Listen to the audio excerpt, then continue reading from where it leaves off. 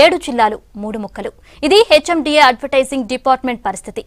ఓవైపు పేరుకుపోయిన బకాయిలు, మరోవైపు కొత్తగా వెలుస్తున్న అక్రమ హోర్డింగ్స్ హెచ్ఎండిఏ ఆదాయానికి భారీగా గండిపడుతోంది.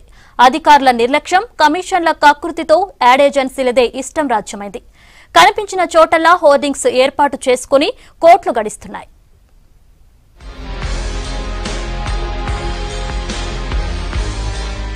హెచ్ఎండిఏకు ప్రతి ఏటా కోట్ల రూపాయల ఆదాయం వస్తోంది.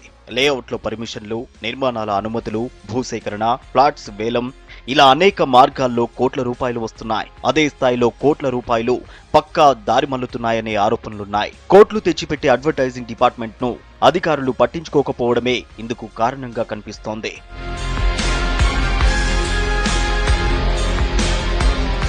హెచ్ఎండిఏ పరిధిలో ఉన్న శిల్పారామం, హైటెక్ సిటీ, నెక్లెస్ రోడ్లోని యూనిక్ పోల్స్, హోర్డింగ్లు, Lumbini park, Sanjeevaiah park, NTR park దగ్గర డస్ట్ బిన్ పోల్స్ ఉన్నాయి. వీటితో పాటు అక్కడక్కడ 4 సైడ్, 3 సైడ్ లాలీపాప్స్ ఉంటే పీవీఎన్ఆర్ ఎక్స్ప్రెస్ హైవే కింద పిల్లర్లకు 2 వైపులా హోర్డింగ్స్ ఉన్నాయి. ఇలా చాలా చోట్ల అనేక రకాల ప్రకటనల హోర్డింగ్స్ కనిపిస్తాయి. వీటిల్లో చాలా వాటికి పర్మిషన్లు లేవు. అధికారుల నిర్లక్ష్యం, యాడ్ ఏజెన్సీల తెగింపుతో హెచ్ఎండిఏ ప్రతి ఏటా కోట్ల రూపాయల ఆదాయాన్ని కోల్పోతోంది.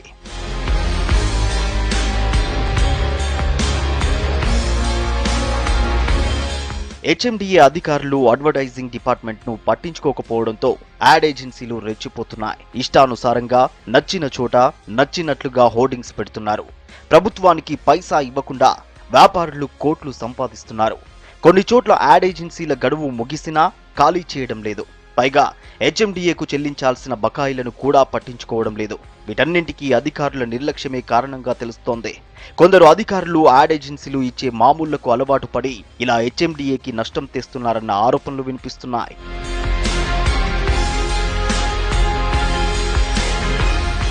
జీహెచ్ఎంసీకి అడ్వర్టైజింగ్ ద్వారా ఏటా 30 కోట్లకు పైగా ఆదాయం వస్తోంది. అయితే 7 జిల్లాల పరిధిలో విస్తరించిన హెచ్ఎండిఏకి 10 కోట్లు కూడా రావడం లేదు. అధికారులు కమిషన్ల కక్కుర్తితో ఏజెన్సీలకు తక్కువ ధరలకే హోర్డింగ్స్ కి అనుమతి ఇస్తున్నట్లు తెలుస్తోంది.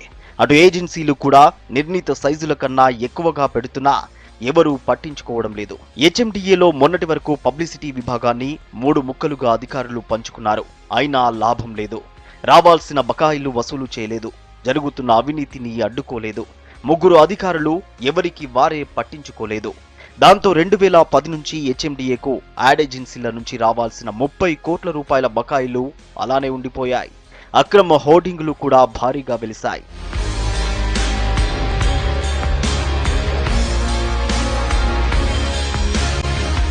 ముగ్గురు అధికారులు 3 దిక్కులుగా ఉండడంతో ఈ డిపార్ట్మెంట్ మొత్తాన్ని ఓఎస్డీ హరినాథ్ రెడ్డికి పూర్తి స్థాయిలో అప్పగించారు. అయితే డిపార్ట్మెంట్లో సిబ్బంది కొరత తీవ్రంగా ఉందంటున్నారు. ఇకపై పూర్తి స్థాయిలో నిఘా పెట్టి అక్రమ హోర్డింగ్స్ ని అడ్డుకుంటామంటున్నారు. గడువు ముగిసిన ఏజెన్సీలకు నోటీసులు ఇస్తున్నట్టు చెబుతున్నారు. నోటీసులు ఇప్పటి వరకు సర్వ్ అవుతూనే ఉన్నాయి. రీసెంట్ గా కూడా నోటీసులు ఇచ్చాము.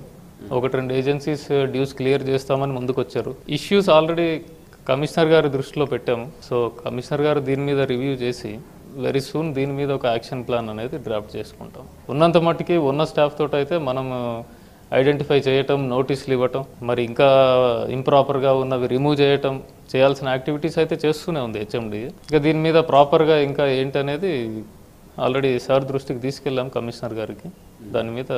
తొందరలో దాని మీద ఒక యాక్షన్ ప్లాన్ ఉంటుంది.